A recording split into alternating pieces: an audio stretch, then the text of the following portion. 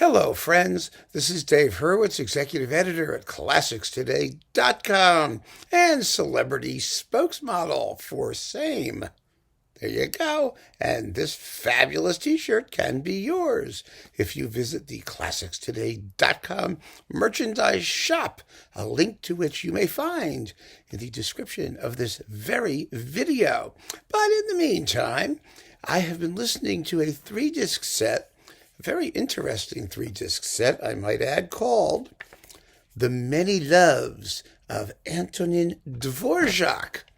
Here's the box. It's on the Supraphon label, and it is actually a very, very intelligently curated Dvořák sampler. It's a sampler of all of Dvořák's output, of which Supraphon has the greatest catalog in the world, and it is also a sampler of the greatest Dvořák catalog in the world on Supraphon, which really is a double delight as far as I'm concerned. Of course, normally I detest things like this. I mean, it consists of little bits of things. You know, a movement here, a piece out of a group of other pieces there. And that kind of drives me crazy because I'm a purist. I think you should listen to complete works, start to finish. You should have things well programmed in complete works. You know what I mean? So normally that annoys me. But in this particular case, I think there's a purpose. And that purpose, first of all, is to, well, when I wrote my book on Dvořák, it was called Romantic Music's Most Versatile Genius. And I wasn't kidding, because he was without question the most amazingly jack of all trades-ish composers since Mozart. He really was. He did everything. And he did it all extremely well. We don't recognize all of it equally, but he did it all extremely well. He wrote masterpieces in virtually every single medium there was to write a masterpiece in. And a lot of that ability isn't acknowledged. And it's not acknowledged for a bunch of stupid political or historical reasons. It's not acknowledged because he was Czech, and people think that, little Czech peasant people don't do things like that.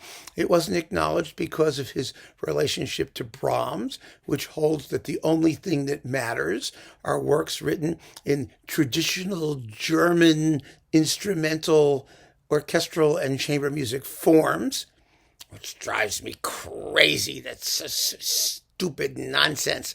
There's that.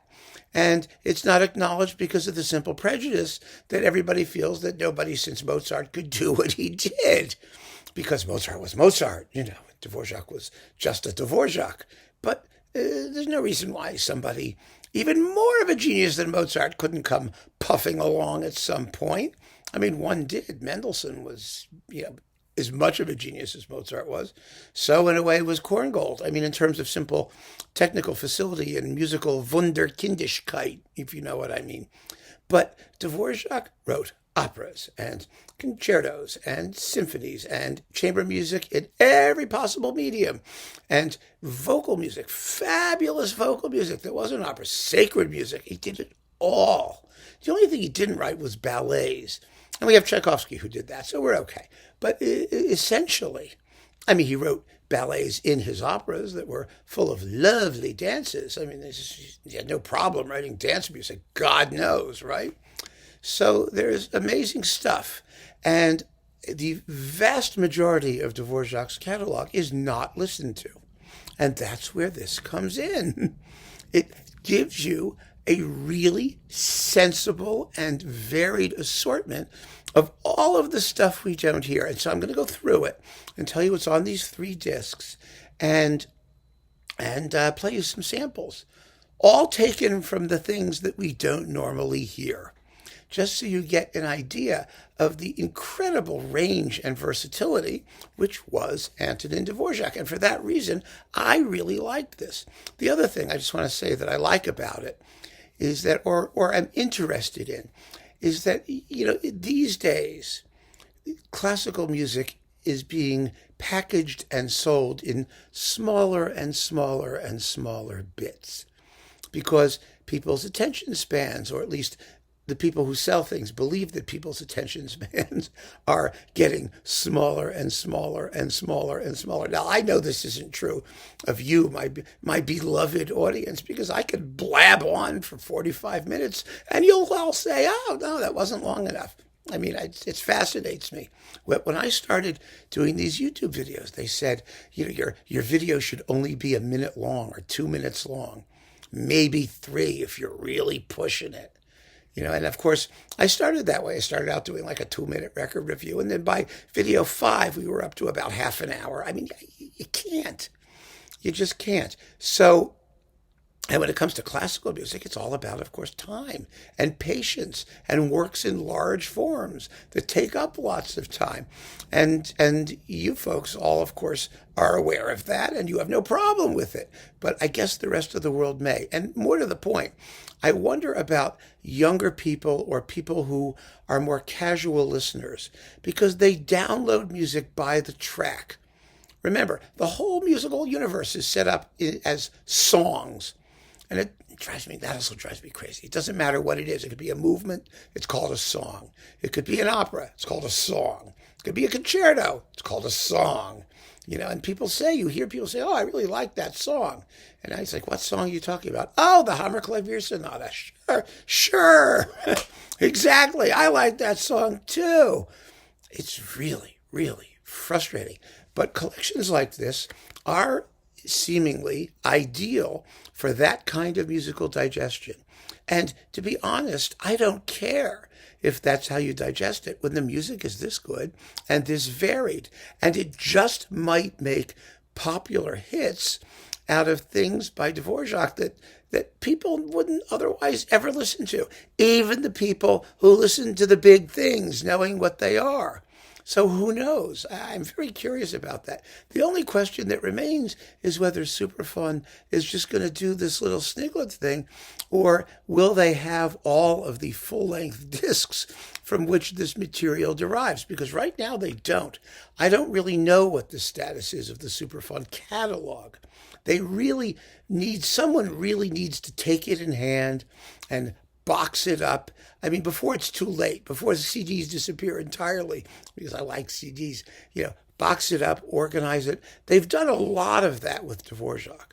They have that Dvořák series, but there are a lot of historical recordings in here, or at least recordings from the 50s, featuring really important Czech artists, things that aren't otherwise available. And I would really, really like to see a much more systematic approach to the Supraphon catalog, which is one of the great catalogs in the world, after all. And, having whetted people's appetite with these things, is this all they're going to give us? Or are they going to really, really systematically explore either their historical legacy or Dvořák, individual composers or artists? I don't know. These are all questions that I throw out there for the Supraphon people to answer if they feel like it. In the meantime, let's figure out what's on here. So it's called The Many Loves of Antonín Dvořák. Antonín, yeah, right, okay. Megalodon Dvořák. No, Antonín Dvořák.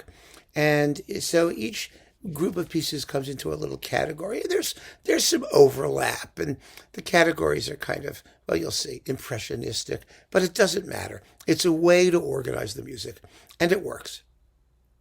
It works. It also has, in this very nice booklet, very extensive essays describing every single piece, and there's a lot of them that are on here, that's put here, and which is great. And also a little bit about Supraphon and the catalog and the artists. Of course, there are no texts and translations, which I find problematic. I always do. You might as well do it right, guys, because people are, it's hard to listen to opera excerpts or choruses or songs without knowing anything other than the title. And especially when it's categorized by something that's supposed to tell you what they're singing about. So that's a shortcut, which is unfortunately all too common. And finding these things in the original Czech is not that easy. It's not like you're dealing with Puccini or Verdi or Wagner. This is not the most commonly available stuff. So I wish they'd done that, but that's okay.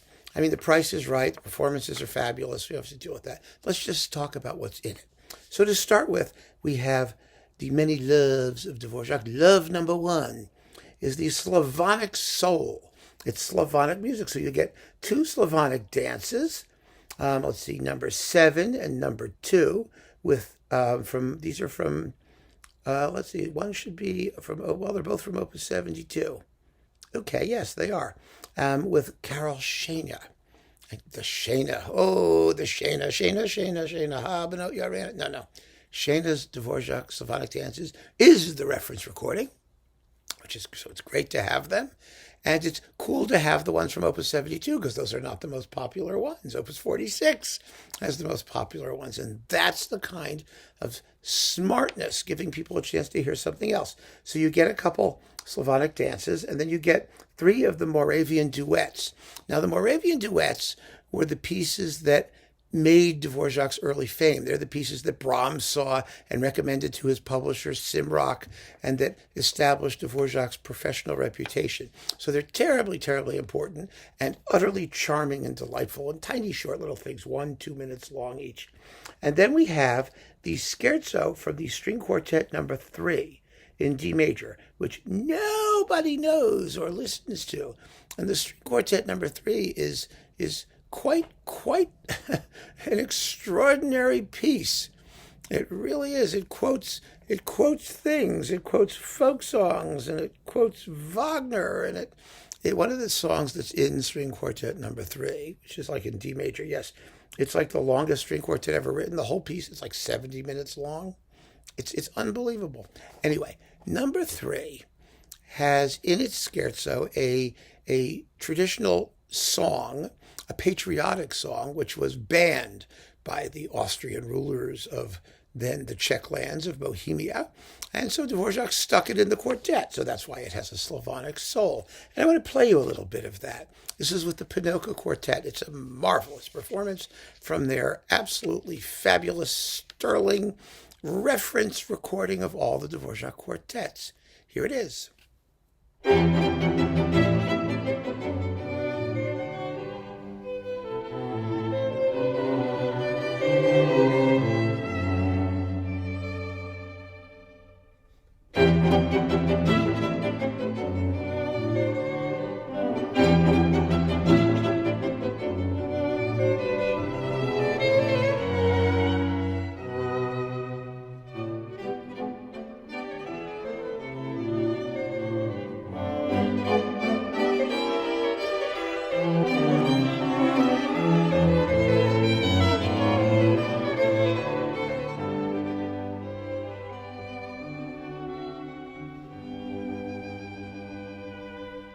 Lovely, fun, charming, right? Slavonic, soulful. So that was fun. Then you get some a mazurka for piano, which is Slavonic, but not Czech Slavonic, but Polish Slavonic, sort of. And then you get you get an aria from his opera Dimitri. Now, Dimitri is the sequel to Boris Godunov. Believe it or not, it's what happens after Boris Godunov. Dvořák didn't know Boris Godunov, but like Boris Godunov, this opera went through revisions, and there's versions and changes and rewritten acts and all kinds of stuff. But it's wonderfully recorded on Supraphon in a performance conducted by Gerd Albrecht, and it really is a good opera. I mean, it's a grand opera. It's a big, historical, it's kind of like, it's like Boris Godunov, of course, but it's the Dvořák's answer to Verdi's Don Carlos is what it is. And it's just a big, long, beefy, red meat. It's got a murder and stuff happening, and it's just terrific. And then you get a bit of the Domke Trio to conclude. You got to have a bit of the Domke Trio. So that's the Slavonic soul bit. Next comes Nation and Homeland. Now, the nation part is you get 2 movements from the Czech suite. What's not? I love the Czech suite. Holy crap, it's so beautiful. And you get the romanza that was in one of my World's Most Beautiful Melodies talks. It's so beautiful. Oh my God, it's beautiful. And the concluding Furiant. So that's nation and homeland. It's also Slavonic soul, but we're not gonna go there and be too critical, are we? And then you get a movement in the Andante from the double bass quintet, the string quintet with double bass, which is his second string quintet, which he dedicated to the Czech nation. So you get that bit, and then you get the overture, My Home, the logical conclusion. So this is sort of an outgrowth of Slavonic soul. And then we get Family. Family features his Ave Maria, Opus 19, for alto and organ, which is quite beautiful. A lovely little prayer. It's less than 3 minutes long or 4 minutes long. No, 2 minutes and 56 seconds. What's not to love? And a movement, the Scherzo from the Sonatina for violin and piano, Opus 100, which Dvořák wrote in a deliberately light way. Because it was his Opus 100, and he wanted, like so many people who arrive at the Ninth Symphony, they want to write something that's lighthearted and sort of skid around these major milestones, and also because it was written for his own family. And that's really the important thing, along with the romantic pieces. These were written for him for his kids to play at home with him, and so that's what's so delightful about it. And then you get the middle movement, the Adagio of the cello concerto, with get this, Rostropovich and Václav Talich, famous recording. As famous in its way as the Casal Zell recording, and better actually, but that's another issue. The middle movement of the cello concerto has one of his songs, which was a favorite of Dvořák's early childhood love, his first love, one of his first loves, someone he really loved. And when that person passed away, he memorialized her by quoting that theme in the slow movement of the cello concerto. So that's wonderful. Then we get musical loves, that is, other composers or things that he really admired. And first off is a fabulous choice, the Scherzo, which I adore, from Symphony No. 4, which nobody plays or cares about. The composer in question is Wagner, and Symphony No. 4 is indeed heavily influenced by Wagner, by Tannhäuser specifically. But that influence occurs in the second movement, in the slow movement, which begins with the trombones of the Tannhäuser Overture, not the Scherzo, which is a train tune. I mean, it is absolutely one of Dvořák's locomotives, but that's okay. I mean, they make the point that it's sort of a Czech Ride of the Valkyries. I'm not buying that. But Wagner was an influence, and you might as well stuff this fabulous, I don't care what excuse you need to play that music. It's totally delicious. And then we get his Dumke in C minor, because he loved Dumkies. He loved that slow, fast kind of music where you have something mournful and then it wakes up and gets all perky and then it becomes mournful again. It was a form that Dvořák loved. It was Ukrainian folk music, and so that was one of Dvořák's musical loves. And then you get the slow movement of the Serenade for Winds. Wow, is that great piece. Mahler said it has more music in it than most symphonies by other people, and he was right. And that, in this particular case, Dvořák was inspired to write his Wind Serenade by hearing 3 movements performed of Mozart's Grand Partita when he had gone to Vienna to see Brahms, who happened not to be home. So he went to a concert, and there it was. And he immediately sat down and tossed off his Wind Serenade in reverence for Mozart. And it is the greatest piece for wind ensemble since Mozart. Plain and simple. There is nothing comparable from that period. And then we get an aria from from the second act of Rusalka, which has the Polonaise and all that stuff. It's the water sprite, who is Rusalka's dad, singing about how sorrowful she is and how upset he is because she's hurting and she's in love, and So what was his musical love? According to this, it was Tchaikovsky. It was the Tchaikovsky of the Fifth Symphony and Eugene Onegin, which Dvořák really did love. And so they speculate that possibly this scene is a bit redolent of Tchaikovsky. Is it? Yeah. Again, if it's an excuse to hear a glorious bit of Rusalka, which is a magnificent opera, and it's gotten more attention. It's the only one of Dvořák's that anybody cares about. But it is really a masterpiece, and so that's always worth hearing. Next, Young Love Recalled. We have some Young Love Recalled. So first, there's an aria from the Jacobin. The Jacobin is Dvořák's Mozart opera. There's the Mozart-type comedy, and the whole opera is about love. It's about love of country, paternal love of a father for his son, a father in mourning for his ex-wife, a couple that loves each other. Everybody loves everybody, except for the evil Adolf, who's the bad guy. But that's what the opera's about. So it is another masterpiece, a fabulous opera.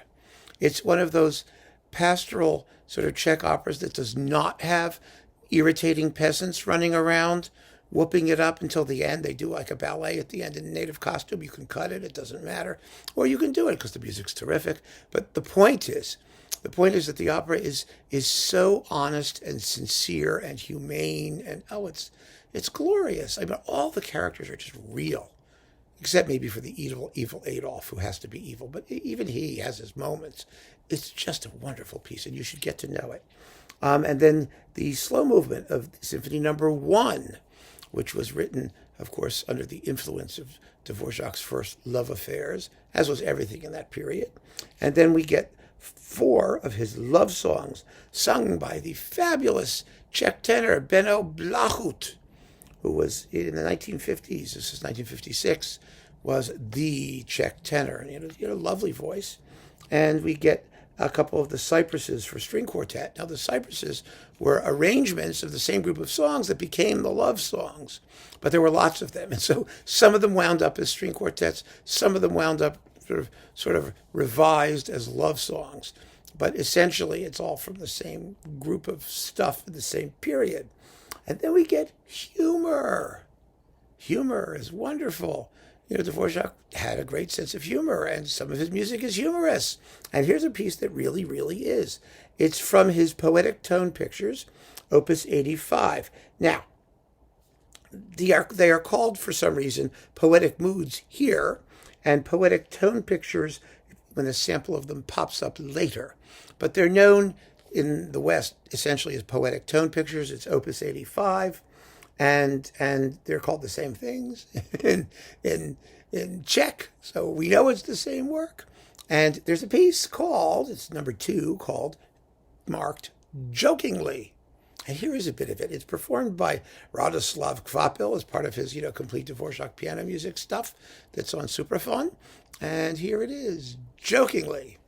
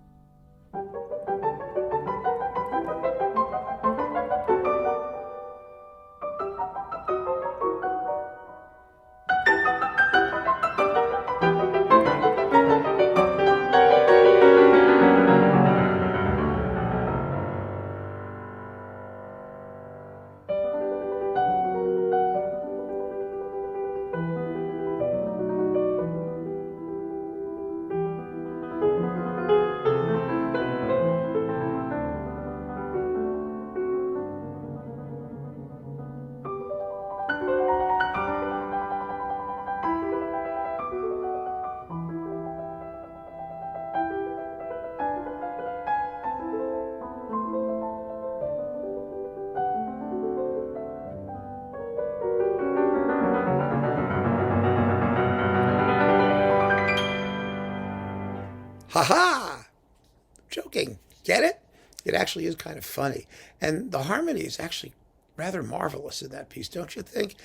We're heading towards the Dvořák of the late piano works, like the humoresques, which anticipate ragtime and sort of blues and jazz, and the way the harmonies work out. His piano music is much better than people give it credit for being. It truly is. And then we have another bit of the Serenade for wind instruments, the minuet, which has a furiat tripping up the regular meter of the stiff old minuet. And then there's another bit of the Jacobin, another bit of the opera of the Jacobin, which is a comic opera and has its funny moments, indeed. And finally, the Scherzo Furiant from the Piano Quintet number 2, which is just a ridiculous masterpiece, the A major Piano Quintet. And again, not nearly as well known as it should be, although it does get recorded. I mean, it's a fully mature work. Oh my God, it's beautiful. So there we have a little joking stuff. And then finally on disc 3, we get nature. You have to have nature. Dvořák was into nature. He was into pigeons and birds and things and growing stuff and all of those things. So you get Silent Woods for cello and orchestra. And we get In Nature's Realm, not the tone poem. It's actually a series of choruses, which is rather fabulous, a song cycle for mixed choir. How many people know that? Well, you're about to, because I'm going to play you one of the entire movements. There are 2 of them here, one of them called Bells Untied in an Evening Wood, and the other one, which we're going to hear, is called The Rye Field. And it's really fascinating. The choral writing here is marvelous, with sort of echo effects rippling through the field of rye. Here it is, the rye field.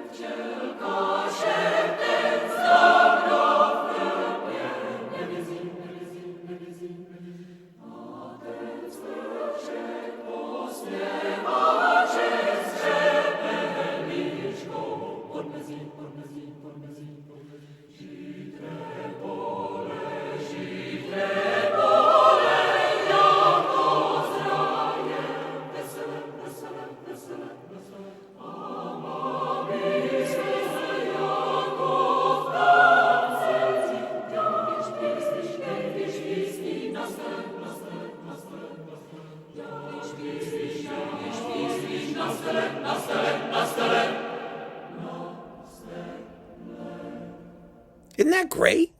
I mean, someone played that for you, and you'd say, who was that, right? It's Dvořák. It's fabulous. And this is with the Kuhn mixed chorus under Pavel Kuhn.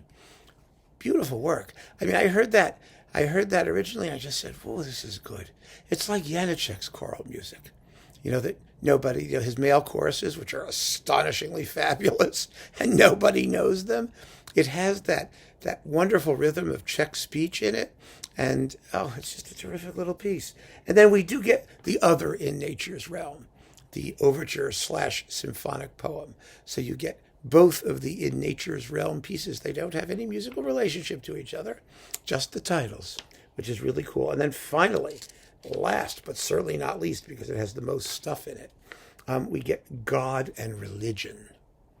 And God and Religion was a big deal for Dvořák, and his sacred music is, he is the greatest composer of sacred music in the second half of the 19th century. Not that anyone pays attention or cares. But he really is. And we get another one of the poetic tone pictures on the Holy Mount, a place of pilgrimage. And we get one of the legends, which, I don't know, they gave one of the legends. There's some speculation that the legends in question might have been the lives of the saints. And, you can believe that if you want. I have nothing to say about it except that this is number 5, and it's lovely, and Charles Mackerras is conducting it with the Czech Philharmonic. Then a bit of the oratorio, St. Ludmila, which is also an extraordinarily good piece, which no one ever performs, full of magnificent music. and the Nocturne for String Orchestra. Now, the Nocturne for String Orchestra is the original slow movement of String Quartet number 4, and Dvořák marked it Andante Religioso. So that's why it was called, it belongs in his religious stuff. It's an amazing piece, actually, because it sounds an awful lot like the Siegfried Idyll, only that was written earlier. It actually beat Wagner out, which goes to show that Dvořák learned his lessons very well. Dvořák said about Wagner, he said, "I'm not really a Wagnerian, but I admire his music very much." That's a healthy attitude, I think. A very healthy attitude. Then we get the Ea Mater from the Stabat Mater, one of his most popular and famous sacred works, and the Prayer to the Virgin from the Spectre's Bride. Oh, that's so cool. Now, of course, I would rather have heard the part where the corpse reanimates and attacks the the maiden in the Spectre's Bride. But her Prayer to the Virgin is exquisitely beautiful, and it gets the job done because, dawn breaks and the specter doesn't get her. So, what can we say? The reason I particularly like the whole story of how the corpse pops up and the ghost tries to get her and all this stuff, she's in this, the Undertaker's house, in Undertaker's, building in the cemetery with her dead lover. And it's so much fun. But the reason I particularly like that other scene is because, first of all, it's very, very catchy. I could sing the whole thing for you, but I will spare you. But it opens with the same spook music that heralds the rising of the storm later on in The Water Goblin.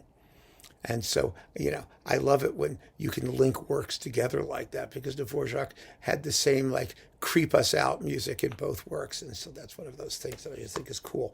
And then we get the Confutatus Maladictis from the Requiem, one of the great requiems of the 19th century, which everybody ignores. And we get two of the biblical songs with Vera Sukopova, the contralto, the legendary Czech contralto. This is from 1967. And it ends with the last two movements out of 4 of his Te Deum, the late Te Deum, which is absolutely the most uproarious secular setting of that text you've ever heard in your life. It's absolutely fabulous. I'm going to play you the last minute and a half to wrap this whole thing up. Here it is, the Te Deum, the conclusion. This is with Václav Neumann and Gabriela Benachkova, and it's a wonderful, wonderful performance. It's really the best performance out there, I think. Who's the baritone, Yaroslav Suchek. Anyway, it's fantastic. Here's the end of the Te Deum, which will bring things to a suitably rousing conclusion.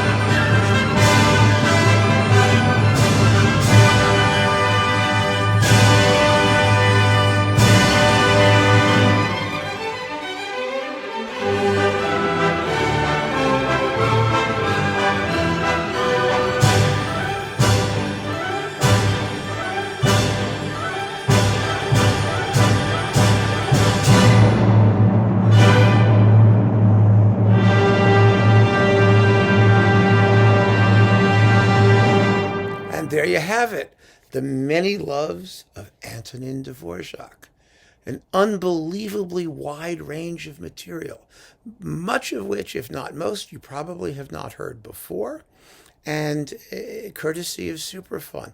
Now, it may drive you crazy to hear something that you want to hear the whole work and you can't find it easily and all that, but I don't know. Whether or not you want to buy, 3 discs, even at a very reasonable price, of extracts of things, is a question you're going to have to answer yourself. But I personally think that this makes a lot of sense for people who are curious about Dvořák, about the amazing range and quality of the work that he did and the music that he wrote, so much of which still remains to be fully accepted and appreciated. So I'm happy to have this. I really am. And I hope it gets tons of radio play. It's designed for streaming services and radio play. And let's hope it gets it, because it can only be good for Supraphon and good for Dvořák, and that's all okay with me. So keep on listening, folks. Thanks so much for joining me. Take care.